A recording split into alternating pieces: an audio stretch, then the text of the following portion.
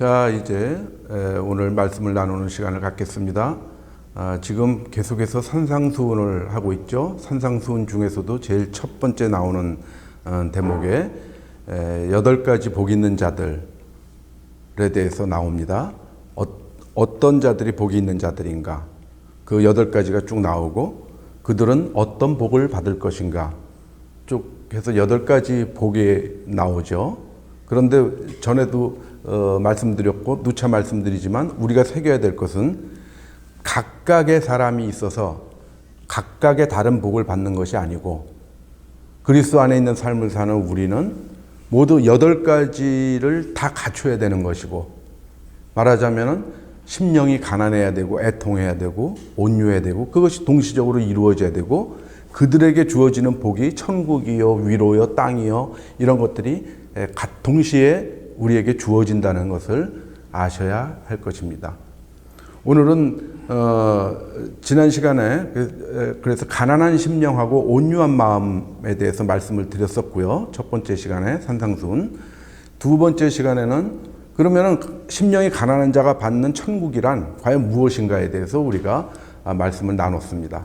오늘은 마태복음 5장 5절에 마음이 온유한 자는 복이 있나니 그들이 땅을 기업으로 차지할 것이요라는 구절이 있죠. 그러면 온유한 자가 받을 기업으로 받을 땅이란 것은 도대체 무엇인가? 우리가 받을 땅은 무엇인가? 여기에 대해서 상고해 보기로 하겠습니다. 이 제 설교를 유튜브로 들으시는 분들은, 유튜브로 보고 들으시는 분들은 제 설교가 다소 시간이 좀 많이 길 수도 있습니다. 그러면은 여러분들이 필요한 만큼 들으시고 그 다음에 이어서 시간 날 때 또 들으시면 좋겠습니다. 그래서 이제 그 설교가 이렇게 쭉 같이 묶여서 이렇게 쭉 가는 설교도 있지만 저는 이렇게 1번 이렇게 2번 이런 식으로 나가죠. 번호가 매겨져 있어서 여러분들이 어디까지 자르고 그 다음부터 내가 다시 들어야 되겠다라는 것이 구분이 좀 잘 갈 겁니다. 그래서 제가 이렇게 조금 여러분들이 듣기에 편하게 짧게 편집하지 않는 것은 제가 설교하는 내용에 대해서 어떤 일관성을 좀 갖고자 하는 것이고, 여러분들의 편의에 따라서 이렇게 시간을 잘라서 듣고 봐주시기를 부탁을 드립니다. 그러면은 본론으로 들어가서 땅에 대해서 살펴보도록 하겠습니다. 땅은 하나님께서 창조하신 것이고 하나님의 것입니다. 창세기 1장 1절에 태초에 하나님이 하늘과 땅을 창조하시니라 이렇게 나와 있죠. 하나님께서 이 천지를 다 창조하신 것입니다. 그런데 창세기 1장 1절에서 말씀하고 있는 하나님이 천지를 창조하시니라 할 때 이 천지는 우리가 살고 있는 이 3차원의 세계만 의미하고 있지 않습니다. 우리보다 더 높은 차원의 그런 세상도 하나님께서 동시에 다 창조하신 것이죠.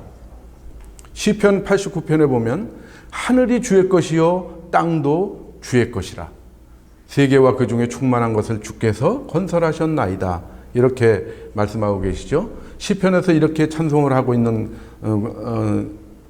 구절의 의미는 하늘과 땅이 다 하나님의 것이어서 하나님의 통치권이 미치는 곳이라는 것입니다. 하나님께서 주관하신다는 것입니다. 하나님 거기 때문에. 그것은 무엇을 얘기합니까? 지난 시간에 얘기했던 천국, 하나님의 나라인 것입니다. 하나님의 나라, 하늘과 땅이 다 하나님의 나라입니다. 바실레이아, 헬라어로 바실레이아, 통치권이 미치는 곳이죠. 그 다음에 땅은 첫 번째로 말씀드린 그 하나님께서 창조하신 천지는 포괄적 의미의 땅인 것이고 하늘과 땅인 것이고, 구체적으로 두 번째로 우리가 볼 수 있는 것은 하나님께서 인간에게 실질적으로 주신 땅을 의미하기도 합니다. 그런 땅도 있는 것입니다. 실제로 있죠. 우리가 지금 발을 딛고 사는 이 땅, 우리가 농사 짓고, 예? 여행하고, 학교 가고 하는 그 모든 것들이 땅에서 이루어지죠. 그래서 우리의 삶, 이 3차원 세계에서 이루어지는 삶에 대해서 하나님께서 또 준비를 해 주신 것입니다. 그래서 하나님께서 그들에게 복을 주시며 땅에 충만하라, 땅을 정복하라 이렇게 말씀하셨죠. 우리에게 이 삶의 토대가 되는 땅을 복으로 주신 것입니다. 복을 주시며라고 그랬죠, 분명히. 그래서 우리가 이 세상의 삶도 그래서 마찬가지로 중요한 것입니다. 이 세상의 삶도 가치 있는 것이고 하나님께서 주신 복이기 때문에 가치 있는 것이고 그 가치 있는 삶을 살도록 우리가 노력해야 되는 것이죠. 그러면 땅의 취득과 상실에 대해서 한번 보겠습니다. 원론적인 얘기죠. 땅은 두 가지 예가 있습니다. 에덴을 취득한 예가 있고요. 신할 평지를 취득한 예가 있습니다. 에덴은 어떻게 주어졌습니까? 에덴은 인간의 노력으로 얻은 땅입니까? 아닙니다. 에덴은 하나님께서 에덴 동산을 창설하시고 거기에 사람들을 두었더라. 창세기 2장 8절에 그렇게 나오죠. 에덴 동산은 하나님께서 만드시고 거기다 인간을 갖다 둔 겁니다. 이 에덴은 무엇입니까? 하나님의 은혜로 얻은 땅입니다. 신할 평지는 뭡니까? 노아의 창세기 11장에 나오는 얘기죠. 창세기 10장에 무슨 얘기들이 나옵니까? 노아의 후손들에 대해서, 후손들이 어디 가서 살고 노아의 후손들의 영역에 대해서 쭉 얘기하고 있습니다. 그 중에 일부가 신할 평지, 지금으로 따지면은 그 이라크 그러니까 메소포타미아 그 지역입니다. 그 고대 문명이 찬란한 메소포타미아 문명이 그 발흥한 곳이죠. 신할 평지. 거기에 가서 땅을 그들이 취득하게 됩니다. 이것은 은혜로 얻어진 땅이고 이것은 인간의 노력으로 얻어진 땅입니다. 그런데 은혜로 얻은 땅에서 무슨 일이 일어났습니까? 쫓겨나는 일이 일어났습니다. 그렇죠? 왜 그렇습니까? 하와와 아담이 하나님의 말씀을 어기고 불순종했기 때문이죠. 이것은 우리가 구태여 이 성경 구절을 찾지 않더라도 여러분들이 너무도 잘 아는 내용이죠.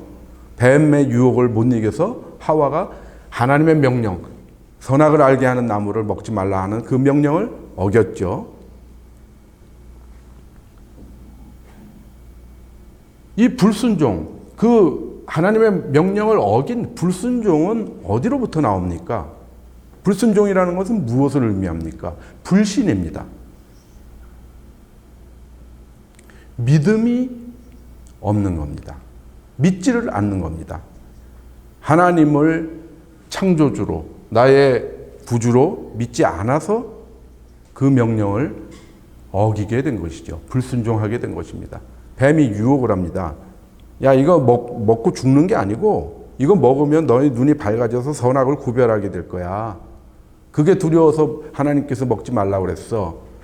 그랬을 때 하나님의 말씀과 너희가 그것을 먹지 마라 정령 죽으리라 하신 하나님의 말씀과 뱀의 유혹 사이에서 흔들린 겁니다.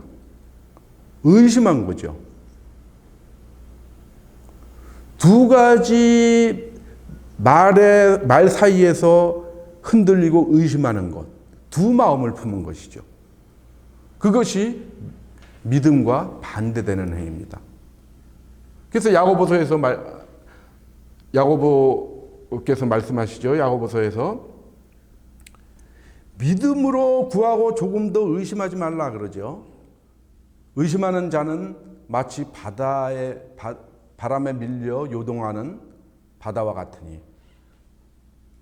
무엇이든지 얻을 생각을 하지 마라 그랬죠. 두 마음을 품어 마음에 정함이 없는 자로다 이렇게 나옵니다. 의심하는 자는 두 마음을 품은 자고 두 마음 사이에서 갈팡질팡 하는 자입니다. 흔들리는 자입니다. 그러니까 하나님의 말씀을 지킬까, 뱀의 말을 따를까 왔다 갔다 하다가 결국은 선택한 것이 자기의 욕심을 바탕으로 하나님의 말씀을 어기고 뱀의 유혹에 넘어간 것이죠. 불순종의 결과입니다. 은혜는 무엇으로 얻어집니까? 은혜는 믿음으로 얻어집니다. 로마서 3장에서 사도 바울이 목이 터지게 반복해서 하는 얘기입니다. 하나님의 은혜는 우리의 믿음으로 얻어진다는 겁니다. 율법의 행위로 얻어지는 것이 아니고 오직 우리의 믿음으로 의롭다함을 얻게 된다. 그리고 하나님의 은혜를 받게 된다라는 것이 로마서의 아주 거의 로마서를 관통하는 그런 복음의 내용이죠. 믿음을 바탕으로 한 하나님의 은혜. 그것으로 말미암아 우리가 예수 그리스도를 통해서 예수 그리스도 안에 있는 속량함으로 인해서 구원을 받게 된다는 것. 그것이죠. 로마서에서 늘 말씀하시는 것이. 그러므로 우리가 은혜로 받은 것을 믿음으로 지키지 못하여서 거기서 하나님의 은혜로부터 멀어져가는 그런 사건을 창세기 2장, 3장에서 우리가 볼 수 있습니다. 그 다음에 신할평지에는 인간의 노력으로 간 겁니다. 인간의 노력으로 얻을 수 있는 것들이 이 세상에는 많이 있습니다. 재물도 얻을 수 있고, 학식도 얻을 수 있고, 명예도 얻을 수 있습니다. 이 신할평지는 인간의 힘으로 얻을 수 있는 것을 상징하게 되죠. 그런데 그것을 신할평지를 얻은 이들이 거기에서 농사 잘 짓고 잘 먹고 잘 살면 되는데 자기에게 주어진 것에 만족하고 자기가 얻은 것에 대해서 만족하고 거기서 노력하면 되는데 이들은 교만하게 됐습니다. 우리가 어느 정도 먹고 살게 되니까 야, 우리 하늘에 한번 가볼까? 그래가지고 우리가 탑을 싸서 하늘에 닿게 한번 해볼까? 그런 교만한 마음을 갖게 됐죠. 우리도 늘 이런 이 바벨탑을 쌓으려 하는 사람들과 마찬가지의 교만을 우리도 경험합니다. 우리가 조금 배워서 무엇을 좀 많이 알게 되면은 교만해집니다. 그래서 좀 덜 아는 사람들을 무시할 수도 있습니다. 자기 말이 다 맞다고 주장할 수 있습니다. 교만. 내가 재물이 많이 쌓이면은 나는 굉장히 사업을 잘하는 사람이야. 그래서 모든 자기의 상황을, 신할평지의 상황을 살펴보지 않고 탑을 쌓고자 합니다. 굉장히 무리한 어떤 시도를 하기도 합니다. 그렇게 해서 넘어진 그 기업들이 수도 없이 많았죠. 우리가 많은 사례를 우리가 봅니다. 그래서 인간이 쌓은 어떤 인간의 노력으로 얻은 땅이라 할지라도 교만하면은 흩어지게 되는 것입니다. 하나님께서 그들을 흩으셨죠. 그들의 언어를 혼잡하게 하셔서 그들을 다 의사소통이 안 돼서 흩어지게 하셨습니다. 기업도 흩어지게 됩니다. 교만하면. 명예도 교만하면은 내가 어렵게 선거운동에서 국회의원이 됐지만 그가 교만하면 그 다음에는 기약이 없게 되는 것입니다. 그래서 땅의 취득과 상실, 우리가 은혜와 믿음으로 얻게 되는 땅과 우리가 노력했지만 교만으로 붕괴되는 땅을 한번 생각해 봤습니다.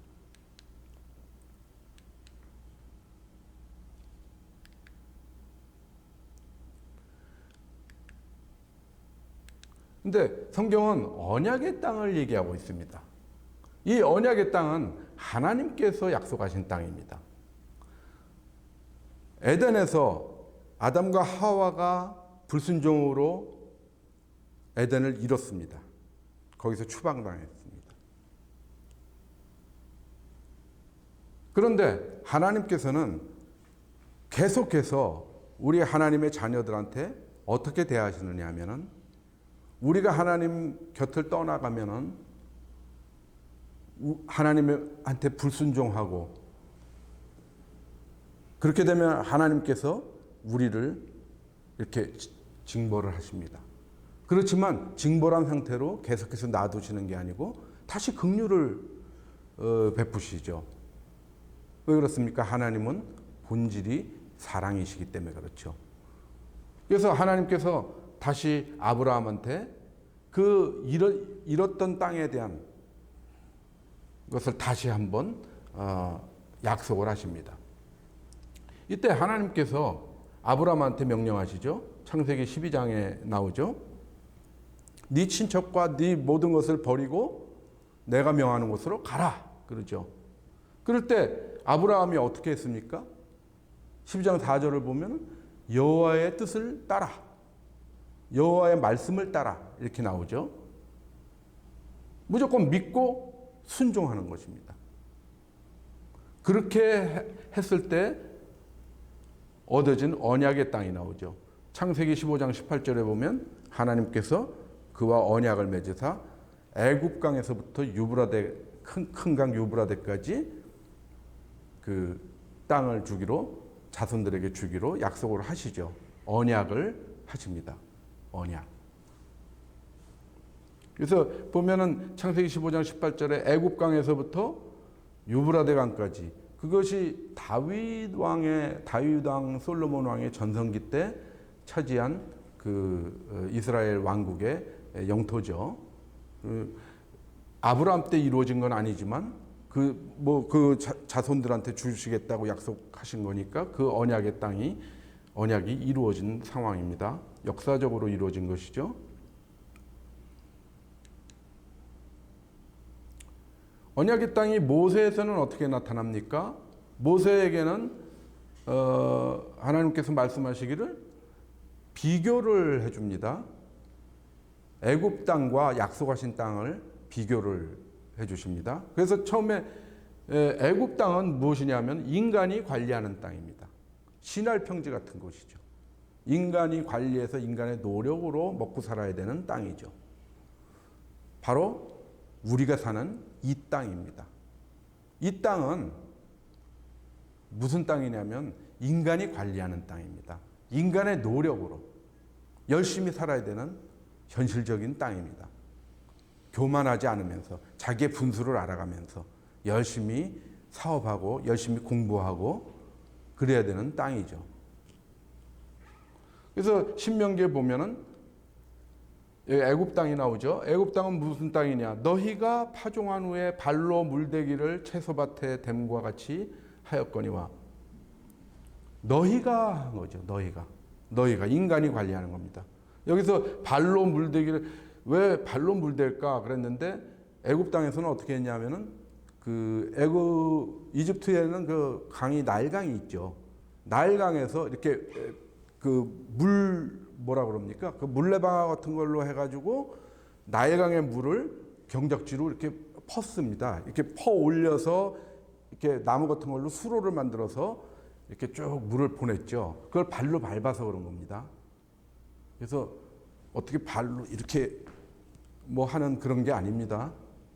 발로 계속 밟아서 그 물레방아를 돌려서 하는 것이죠. 여하튼 그렇습니다. 애굽 땅은 인간이 관리하는 땅인데 거기에 비해서 하나님의 약속의 땅, 아브라함한테 주신 언약의 땅, 또 모세에게 똑같이 언약하신 땅, 그 약속의 땅은 하나님께서 돌보시는 땅이라는 것이죠.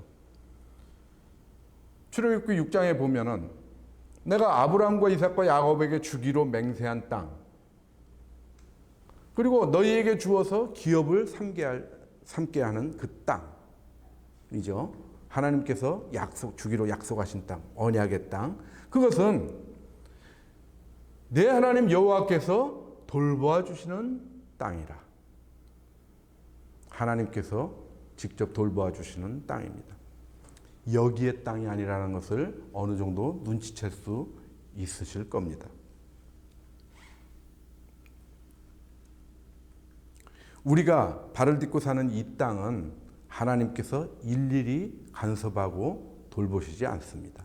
신할 평지는, 인간의 애굽 땅은, 우리가 사는 땅은 신할 평지요 애굽 땅입니다.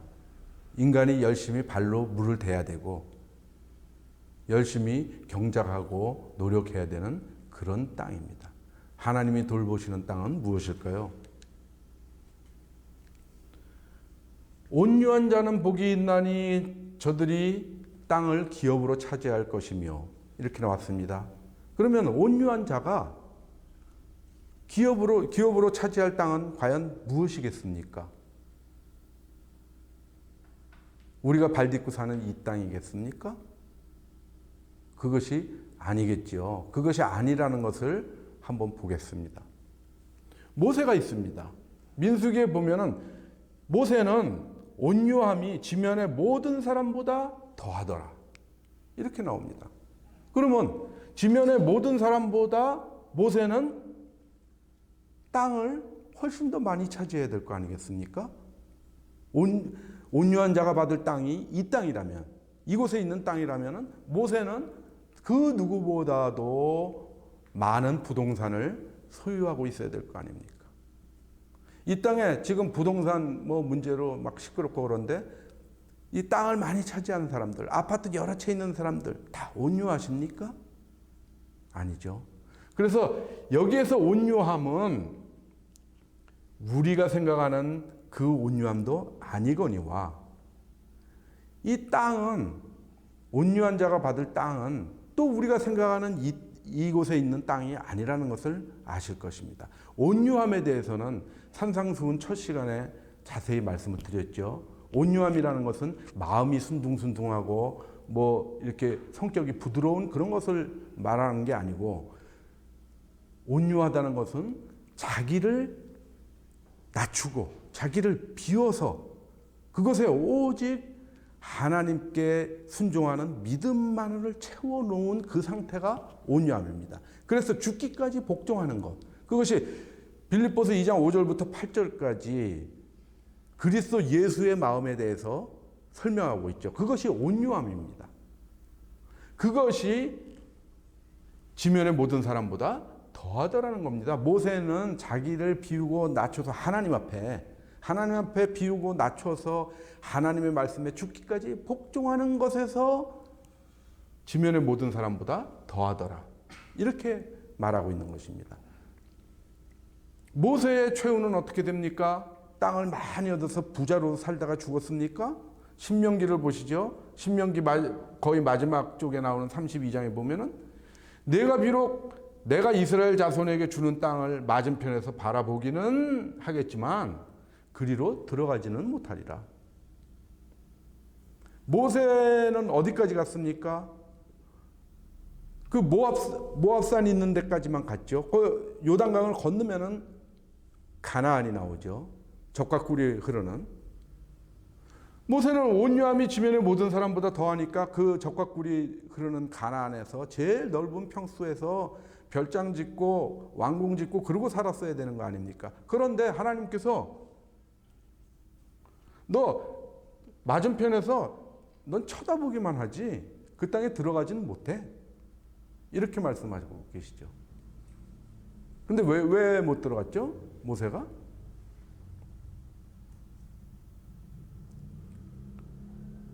그 보통 이제 사람들이 그 잘못 알고 있기는 그 모세가 이 온유함과 반대되는 행동, 그러니까 그 돌판을 갖고 내려오다가 그 우상 숭배하고 막 난리 버거지 치는 유대인들을 보고 돌판을 던진 적이 있죠. 그래서 그 못 들어갔다 이렇게들 알고 계시는 분들도 있고 그렇게 말씀하시는 분들도 있습니다. 그렇지만 그렇지 않습니다. 이 이유에 대해서는 정확하게 나옵니다. 성경은 항상 그 이유까지도 말씀해 주고 계십니다. 왜 못 들어갔냐면 민수기에 나옵니다. 답이. 출애굽기 17장에 보면은 이 광야에서 이스라엘 백성들이 물이 없으니까 막 모세한테 와서 난리 버거지를 칩니다. 왜 애굽에서 그냥 곱게 있을 우리를 여기 광야로 끌고 와가지고 목말라 죽게 하느냐 하고 막 모세하고 다투고 그러죠. 그럴 때 하나님께서 그 바위를 지팽이로 치라고 그러죠. 그래서 바위를 지팡이로 치니까 거기서 물이 많이 나왔습니다. 근데 그거는 그 사건을 설명하고 있습니다. 그런데 민수기 20장에 보면은 그 비하인드 스토리를 얘기하고 있습니다. 그 성경은 잘 읽어보면 재밌는 게 여기에 있는 사건이 다음에 또 다른 곳에서 등장을 하면서 거기에 비하인드 스토리까지 포함이 되어 있습니다. 민수기 20장에 보면 어떤 얘기가 나오냐면 똑같은 그 출애굽기 사건이 나옵니다. 그곳이 무리바라는 곳인데 다툼이라는 뜻입니다. 나중에 무리바라고 이제 그 지명을 만들었겠죠. 모세하고 그 유대 회중들이 다투는 것이죠. 막 물러나라 모세야 물러나라 막 이러니까 여호와 하나님께서 모세야 가서 지팡이를 들고 바위에게 명하여서 물을 내라고 그래라. 이렇게 했습니다. 그것은 하나님의 긍휼의 표시죠. 하나님의 의를 나타내시는 겁니다. 하나님의 거룩함을 나타내시는 건데 모세가 그대로 하지 않고 걔네들한테 가가지고 야, 이 반역자들아, 내가 너네들한테 물을 주랴? 내가 너네들한테 물 줄 것 같아? 그러면서 지팡이로 바위를 내리쳤죠. 지팡이 들고 가서 바위 보고 물 내라고 여호와 하나님께서 그랬는데 모세하고 아론이 그 미즈바의 돌 앞에서 무리바죠, 무리바. 돌 앞에서 그렇게 했습니다. 그랬는데도 모세는 물을 줄 생각이 별로 없었지만 하나님께서는 물을 내주셨습니다. 그것이 비하인드 스토리입니다. 그러면서 하시는 말씀이 그것 때문에 너는 못 들어가 이렇게 되는 거죠. 민수기를 한번 조금 보겠습니다. 잠깐. 그 사건 후에 하나님께서 뭐라고 그러시냐 하면은 미안합니다. 잠깐 걸려서요.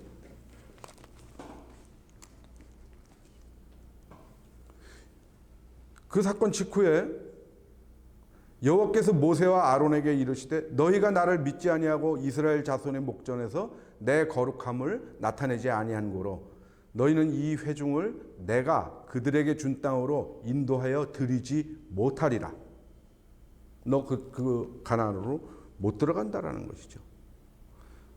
민수기 20장 24절 보면은 아론은 그 조상들에게로 돌아가고 내가 이스라엘 자손에게 준 땅에는 들어가지 못하리니 이는 너희가 무리바 물에서 내 말을 거역한 까닭이니라. 모세하고 아론이 가나안 땅으로 못 들어간 이유입니다.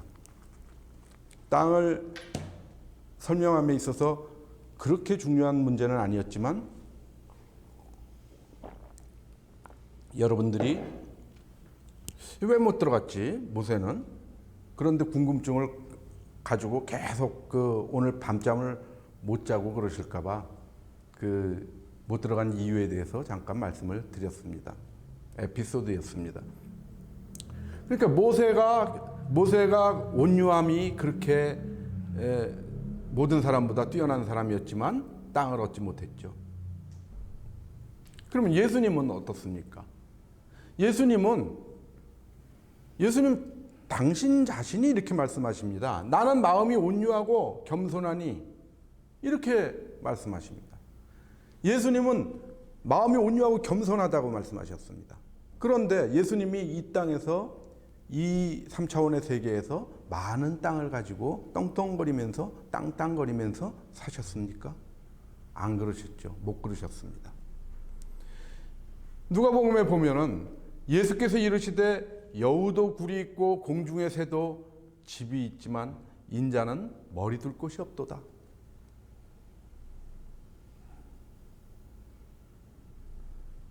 예수님은 진짜 자기 땅을 가져서 거기서 누우실 머리 둘 곳 있는 자기 소유의 땅 한 평도 갖고 계시지 못하셨던 분입니다.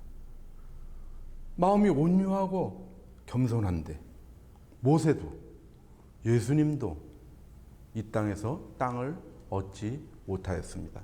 그러면 마태복음 5장 5절은 무엇입니까? 온유한 자는 복이 있나니 그들이 땅을 기업으로 차지할 것이며 하고 말씀하셨지 않습니까? 그것을 많은 사람들이 곡해하고 내가 부드럽게 너그럽게 순둥순둥하게 살아가면 이 땅에서 부를 차지할 수 있다. 그렇게 생각하는 사람도 있고 그렇게 말씀하시는 분들도 많이 있습니다. 세상의 복을 얘기하기 좋아하는 사람들의 오해입니다. 모세와 예수님의 예를 들어보면 정확히 답이 나오지 않습니까? 그러므로 온유함, 이 온유함이라는 것에 대해서도 우리가 생각을 해야 될 것이고 땅에 대해서도 생각해야 되는 것이죠. 온유함은 충분히 설명드렸다고 말씀드렸습니다. 그것에 대해서 온유함이 무엇인가를 잘 아시고 싶은 분은 이렇게 이미 나간 유튜브를 찾아보시면은 가난한 심령, 온유한 마음이라는 제목의 제가 드린 설교 말씀이 있습니다. 그것을 찾아보시면 온유함이라는 것에 대해서 정확히 여러분들이 아실 수가 있을 것입니다. 오늘은 그 온유한 자가 얻을 땅에 대해서 말씀드리고 있습니다.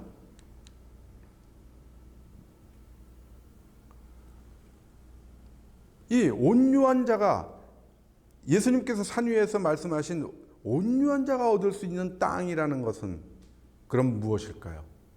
우리가 구약에서 창세기에서 아브라함이 받은 언약의 땅, 믿음과 순종으로 받은 언약의 땅과 예수님께서 말씀하시는 그 우리가 온유한 자가 받을 기업으로 받을 땅과 큰 차이가 있을까요?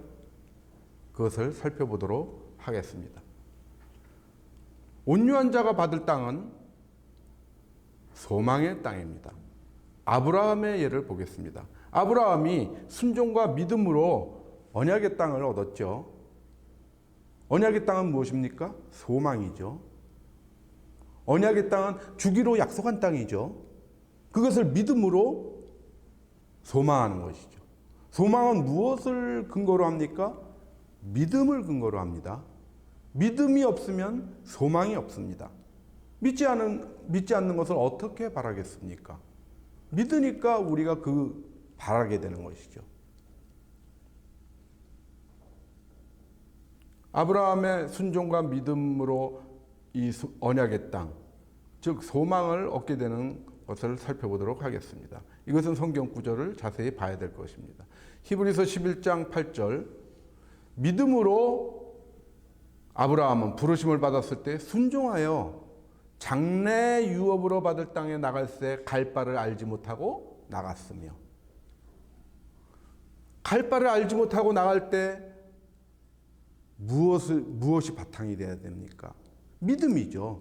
하나님께서는 나를 위해서 무언가 좋은 것을 예배해 놓으셨을 것이다 라는 믿음이 있어야 자기가 어디로 갈지, 거기에 무엇이 있는지 몰라도 하나님 말씀에 순종할 수 있는 것이죠. 순종은 믿음으로부터 나오는 것입니다. 아까 그 에덴 동산에서 추방당하는 과정에서 불순종을 얘기했죠. 불순종은 불신에서부터 나오는 것이죠. 믿지 못하니까 순종하지 않는 겁니다.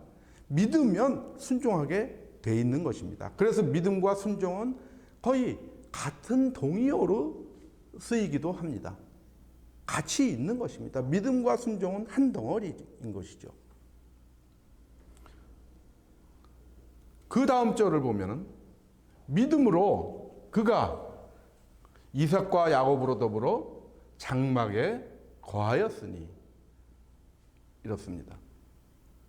그 약속한 땅으로 갔을 때 그들이 장막에 거했다고 그랬습니다. 아브라함이 그렇게 돈이 없는 사람이 아닙니다. 아브라함은 재산이 많은 사람입니다.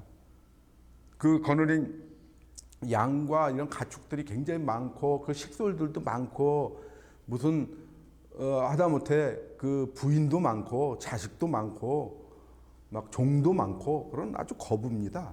아브라함은. 그렇지만 이 사람들이 장막에 거했다고 그랬습니다. 왜 그랬을까요?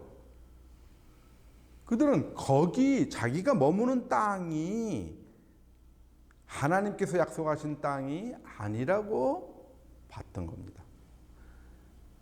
이는 하나님이 계획하시고 지으실 터가 있는 성을 바랐습니다.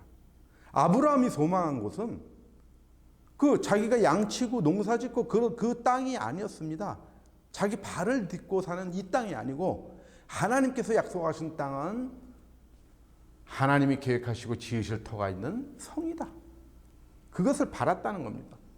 히브리서 11장 16절에 정리를 합니다. 그들이 이제는 더 나은 본향을 사모하니 곧 하늘에 있는 것이라. 내 본향은 여기가 아니야. 가나안이 아니야. 내 본향은 하늘에 있는 것이야. 그것을 사모했다는 겁니다. 내 본향. 우리의 고향은 우리가 원래 태어난 곳, 우리가 온 곳, 우리가 돌아가야 할 곳은 땅에 있는 것이 아니고 하늘에 있는 것이야. 그것을 땅이라고 표현을 했지만 그 땅은 여기에 있는 부동산으로서의 땅이 아니야. 하늘에 있는 땅이야. 이렇게 알고 있었던 것이죠. 이러므로 하나님이 그들의 하나님이라 일컬음 받으심을 부끄러워하지 않고 한 성을 예비하셨다. 이렇게 나오고 있습니다. 그래서 우리는 베드로전서 1장 3절에 보면은 산소망에 대해서 얘기하고 있습니다. 산소망. 그 산소망은 어디 있는 것입니까? 하늘에 간직하신 것입니다. 하나님께서 우리를 위해서. 곧 하나님이 너희를 위해서 하늘에 간직하신 것이라. 이것이 유업입니다. 이것이 기업이죠. 너희가 땅을 기업으로 차지할 것이며 할 때 기업과 유업은 동의어입니다. 똑같은 겁니다. 인헤리턴스. 어떤 유산으로 물려받는 것입니다. 상속받는 것, 유산으로 물려받는 것, 그것을 의미하는 겁니다. 그러면 이 유업을 우리가 생생한 소망으로 간직하게 되는 것입니다. 그런데 조건이 있습니다. 이 소망을 가질 사람은 어떤 사람입니까? 믿고 순종하는 자. 그리고 그들은 누굽니까? 믿고 순종하는 자는 어떤 자들이 믿고 순종합니까? 거듭난 자죠. 그래서 우리를 거듭나게 하사 산소망이 있게 하시며. 왜 그렇습니까? 이 산소망, 유업을 받을 산소망이라는 것은, 유업은 누가 받습니까? 유산은 누가 받습니까? 그 자녀들이 받지 않습니까? 애비가 죽으면 그 자녀들이 유업을 받지 않습니까? 그러려면은 우리가 이 하늘에 간직하신 유업을 받으려면은 우리가 하나님의 자녀가 되어야 되는 것입니다. 그런데 하나님의 자녀가 되는 방법은 무엇입니까? 우리가 거듭나게 되는 것이죠. 거듭난다는 것은 무엇입니까? 하나님께로부터 난 것을 의미합니다. 하나님께로부터 난 자가 거듭난 자입니다. 그러므로 거듭난 자, 하나님께로부터 난 자는 당연히 하나님께로부터 났으니까 하나님의 자녀인 것이고, 그 자녀를 위해서 유산으로 물려주실 것을 하늘에 간직하고 계신데, 그것을 우리가 생생하게 소망으로 가질 수가 있는 것입니다. 그렇게 다 연결이 되는 것입니다. 이것이 소망의 땅인 것입니다. 온유한 자가 기업으로 받을 소망의 땅이 바로 우리가 거듭나서 하늘에 있는 것을 유업으로 받을 수 있다는 그 산소망을 갖게 되는 것, 그것입니다. 그러면 이 소망은 소망으로 그칩니까? 소망만 가지고 있으면 좀 막연하지 않습니까? 이거 내가 그 하늘에 있는 거를 바라긴 바라는데 주신다고는 했는데 진짜야? 진짜 그렇게 될까? 의심할 수도 있죠. 그래서 예수님께서 우리하고 도장을 찍습니다. 도장을 찍습니다. 계약서를 씁니다.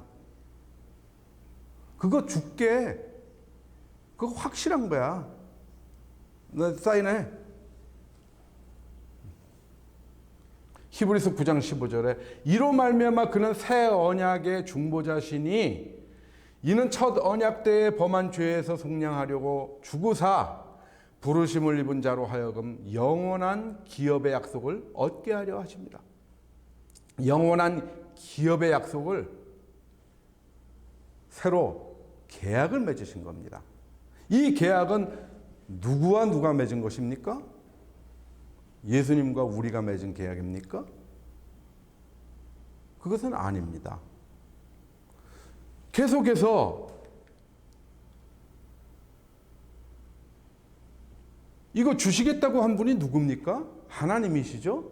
하나님이 약속하신 분은 다 하나님이십니다. 하나님이 계획하시고 지으시고 다 그렇습니다. 위로 계속 가도요.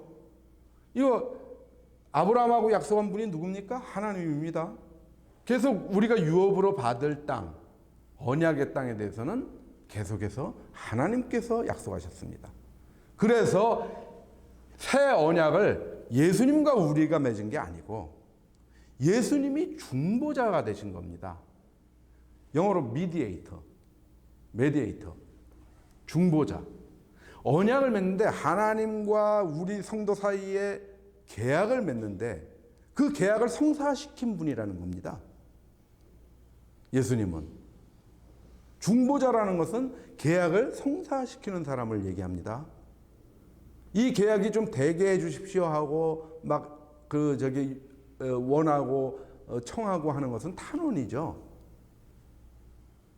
간구고 그런 것이죠. 중보는 뭐냐면은 계약을 성사시키는 것을 중보라고 합니다.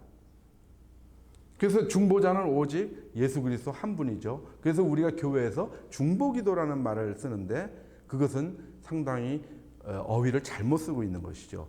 우리가 하나님과 어떤 사람, 우리가 뭐 중보기도한다 누구를 위해서 그와 하나님을 우리가 연결시켜 줄 수 있는 존재가 아닙니다. 하나님과 우리 성도들을 연결시킬 수 있는 분은 유일하게 예수 그리스도밖에 없는 것입니다. 예수 그리스도께서 무엇으로 자기 몸을 던져서 자기 피로 그 계약서에는 예수 그리스도의 피로 서명이 되어 있는 겁니다. 예수 그리스도의 피로 주구사 부르심을 입은 자로 하여금 영원한 기업의 약속을 얻게 하려 하십니다. 영원한 기업의 약속 확실하게 우리가 소망을 하고 있지만 긴가민가 할 때 예수님께서 십자가에 달려 돌아가심으로 자기 피로 사인해서 하나님과 우리 약속에서 계약서를 쓴 겁니다. 이거는 빼도 박도 못합니다. 하나님께서 이것을 안 지키시면은 민사 법정으로 갈 수밖에 없습니다. 법 앞에서는 뭐 지위 고하가 없으니까 하나님하고 한번 따져봐도 됩니다. 여러분들이 왜 안 주십니까 하고 하나님께서 웃으시겠죠. 다 주신 거 가지고 네가 착각하고 있는데 뭘 그래 그러고. 이제 그것은 지금 말씀드린 것은 천국에서 말씀드린 것과 천국을 설명드릴 때 말씀드린 메시지와 어떻게 상응합니까? 이것은 이미 와 있는 것입니다. 이미 우리가 얻은 땅입니다. already입니다. already. 이미 우리가 우리의 신앙 속에서 그리스도 안에서 이미 얻어진 땅을 의미합니다. 그런데 이 성경은 이사야서와 요한계시록에서 새 하늘과 새 땅을 얘기하고 있습니다. 예루살렘 성, 새로 창조되는 예루살렘 성을 얘기하고 있습니다. 계시록에 보면은 이렇게 나오죠. 내가 새 하늘과 새 땅을 보니 처음 하늘과 처음 땅이 없어졌고 바다도 다시 있지 않더라. 거룩한 성 새 예루살렘. 이사야서하고 똑같이 언급하고 있죠. 새 하늘과 새 땅, 거룩한 성 새 예루살렘에 대해서 얘기하고 있습니다. 이것은 무엇입니까? 천국에서 제가 말씀드렸을 때 not yet, 아직 오지 않은 그것을 의미하고 있는 것이죠. 아까 말씀드린 새 언약에 예수님께서 중보하신 새 언약으로 얻어지는 영원한 기업, 이것은 종례적인 의미가 아니죠. 각 사람한테는 종례적인 의미도 같이 포함되고는 있습니다. 우리가 다 죽는 사람, 우리의 수명이 다 각기 달라서 우리가 하나님 앞으로 나가는 그 시점이 다 다르기 때문에 종례적인 의미도 있긴 하지만 하나님의 나라가 너에게 이미 임하였느니라 라고 말씀하신 already의 개념입니다. 이미 와 있는 약속의 땅입니다. 우리의 신앙 속에서 이루어진 약속의 땅. 그러나 성경은 최종적이고 역사적인 3차원에서 일어나는 그런 변혁을 또 얘기하고 또 있습니다. 이것이 계시록에서 얘기하는 새하늘과 새 땅, not yet, 아직 오지 않은 이것입니다. 그런데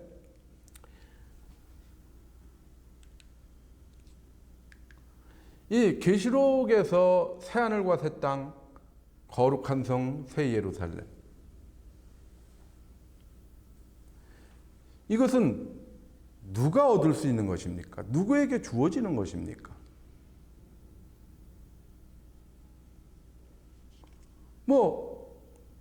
그 새 언약을 맺은 사람들이죠. 하나님과 우리 사이에서 새 언약이 맺어졌지 않습니까? 예수 그리스도가 중보를 하셔가지고 그의 피로 부르심을 받은 자들, 그 자들이죠. 유업으로 받을 자들이니까 하나님의 자녀된 자들, 거듭난 자들이죠. 거듭난 자들은 누구입니까? 그리스도 안에 사는 삶을 사는 자들이죠. 왜 그렇습니까?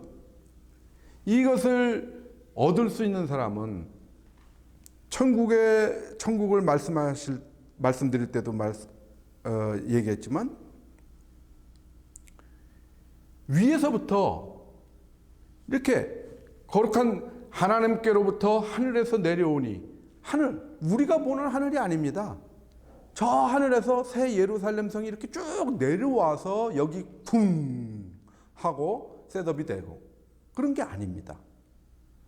이미 있는 것입니다. already 이미 이루어진 상태를 우리가 알고 경험하는 상태로 우리가 변화하는 것입니다. 마태복음 17장에 나오는 그 변화산 사건, 예수 그리스도께서 눈부신 광채의 몸으로 변형되시는 사건, 부활 후에 때와 장소를 가리지 않고 나타나시는 그러나 몸도 있고 영도 있고 육체도 가진 그런 변형된 차원을 넘나들 수 있는 그런 상태로 우리가 변형되는 것입니다.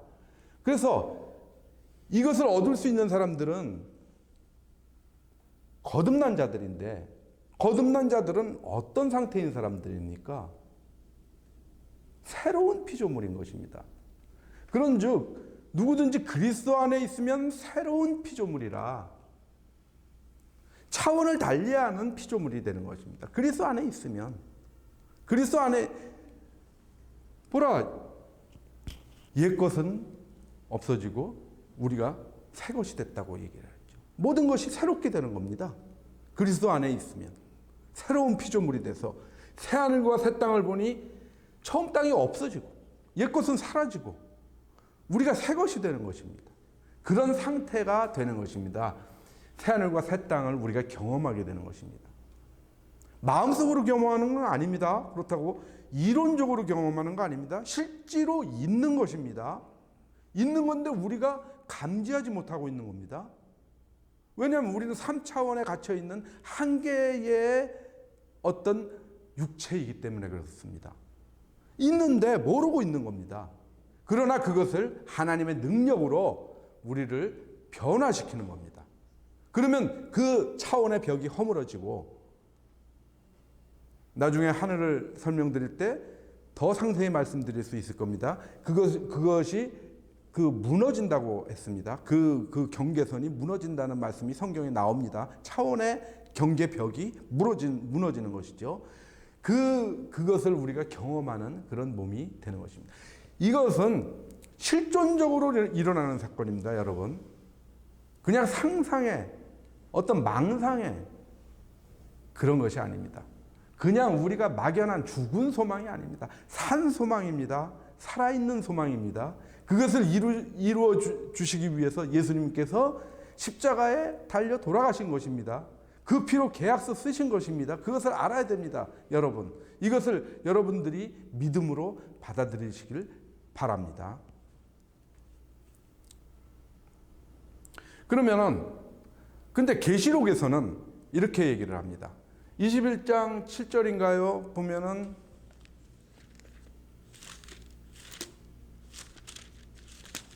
제가 성경을 다 외우질 못하고 있어서요. 머리가 아둔한 관계로. 맞습니다. 21장 7절에 보면은 이기는 자는 이것들을 상속으로 받으리라. 이렇게 나옵니다. 나는 그의 하나님이 되고 그는 내 아들이 되리라. 이기는 자는 상속으로 받는다고 그랬죠. 이거 새하늘과 새 땅, 거룩한 성, 새 예루살렘을. 이거 쭉 연관돼서 나오는 겁니다. 7절이니까 벗어나고 있지 않죠. 이게 상속이기 때문에 나는 그의 하나님이 되고 그는 내 아들이 된다고 그랬습니다. 근데 누가? 이기는 자.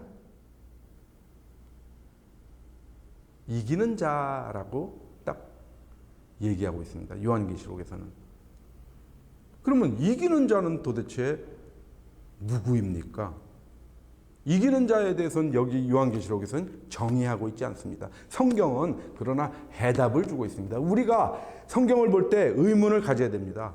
그냥 아무 생각 없이 이겨야지. 이기는 자가 이 천국을 얻으니까. 뭘 이기는데? 그것에 대한 해답을 요한일서가 주고 있습니다. 요한일서 5장 4절에 보면은 무릇 하나님께로부터 난 자마다 세상을 이기느니라. 세상을 이기는 승리는 이것이니 정의하고 있습니다. 승리는 이것이라는 겁니다. 이기는 게 이것이니 우리의 믿음이니라. 무릇 하나님께로부터 난 자마다 세상을 이긴다고 했습니다. 이기는 자는 세상을 이기는 자라는 게 나오죠. 그러니까 결론적으로 계시록에서 이기는 자라는 것은 세상을 이기는 자. 근데 세상을 이기는 자는 어떤 자가 이길 수 있느냐? 하나님께로부터 난 자. 거듭난 자라는 것이죠. 우리는 어머니로부터 났죠. 그렇지만 하나님께로부터 다시 난 것은 거듭난 것이죠. 그럼 하나님께로부터 났으니까 누굽니까? 하나님의 자녀인 것이죠.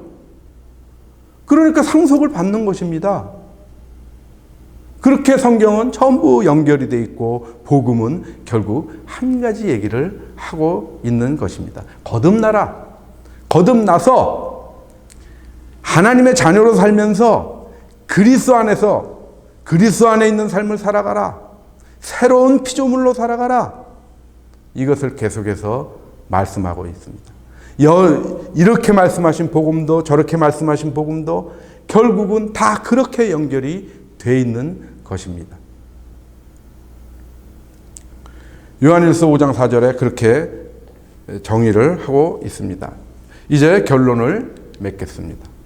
온유한 자가 기업으로 받을 땅은 무엇입니까? 우리가 그것을 논했지 않습니까? 하나님이 함께 계시고 돌보시며 그의 뜻이 이루어지는 곳입니다.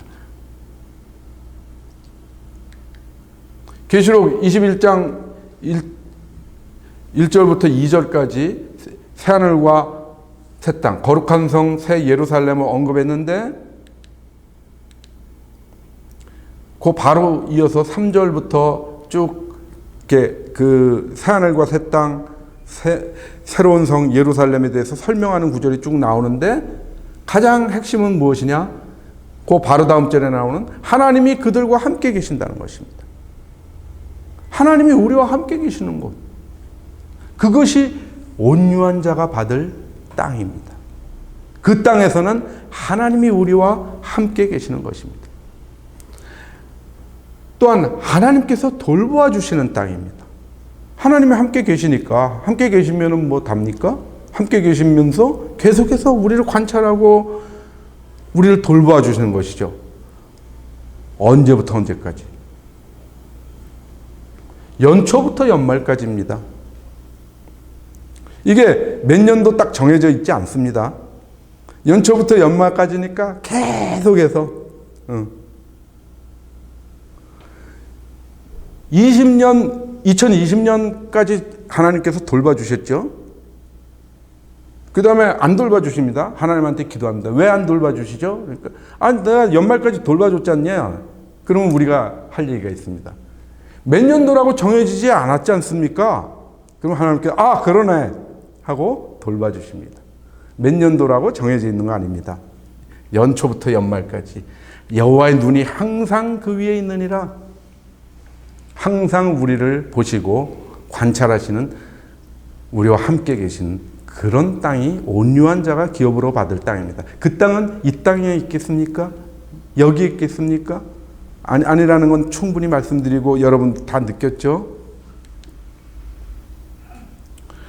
이사야서에도 내가 돌보려니와 하죠. 그 땅. 하늘은 나의 보좌요 땅은 나의 발판이니 내가 돌본다. 그 땅에선 내가 돌본다. 근데 어떤 사람? 마음이 가난하고 심령에 통회하며 내 말을 듣고 떠는 자. 마음이 가난한 자. 심령에 통회한 자. 심령이 가난하고 애통하는 자죠. 온유한 자입니다. 그곳에서 하나님께서 돌보시는 겁니다. 마지막으로 마태복음 6장 10절에 보면 나라가 임하시오며 뜻이 하늘에서 이루어진 것 같이 땅에서도 이루어진다. 하나님의 뜻이 이루어지는 곳이 온유한 자가 기업으로 받을 땅입니다. 이것은 무엇입니까? 이것은 동시적 사건입니다. 미래이기도 하고 완료된 상태이기도 합니다. 나라가 임한다는 이게 에르코마이라는 헬라어는 왔다, 오리라, 완료와 미완료를 다 포함하는 중간태입니다. 그렇게 중간태 단어가 많지 않은데 그 중에 하나가 임하시오며 마태복음 6장 10절은 중간태를 두 가지 중간태 단어 두 가지를 포함하고 있습니다. 땅에서도 이루어지다. 기노마이, 헬라어 기노마이 이것도 중간태입니다. 땅에서도 이미 이루어졌고 앞으로 이루어질 것이다. 이것입니다. 약속의 땅이 우리 거듭난 자에게 이미 담보됐고 이루어졌고 우리 신앙 속에서 이루어졌고 나중에 또 실질적으로 이 차원의 경계가 무너지면서 우리가 그 차원을 극복하는 영광된 몸으로 변형돼서 새하늘과 새 땅 하나님이 늘 같이 계시고 우리를 항상 돌보시는 실질적으로 돌보시는 실질적으로 우리가 그것을 느끼는 그런 땅이 이루어지게 되는 것입니다. 그래서 마태복음 6장 10절 주기도문에 나오는 것이죠. 나라가 임하시오며 뜻이 하늘에서 이루어진 것 같이 땅에서도 이루어지다라는 이 구절은 엄청나게 그 많은 아주 신묘한 의미를 담고 있는 복음인 것입니다. 그래서 하늘도 지난 시간에 말씀드린 천국도 온유한 자가 기업으로 얻을 땅도 결국은 무엇입니까? 하나님의 나라인 것입니다. 하나님의 통치권이 미치는 곳, 바실레야 헬라어로 하나님의 통치권이 미치는 영역 그것입니다. 그것을 우리는 소망해야 되는 것입니다.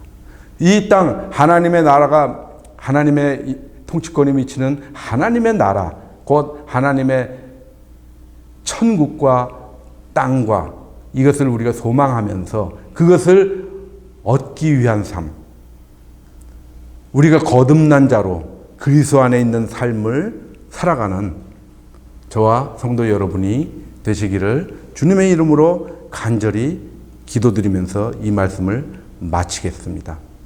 경청해 주셔서 감사합니다.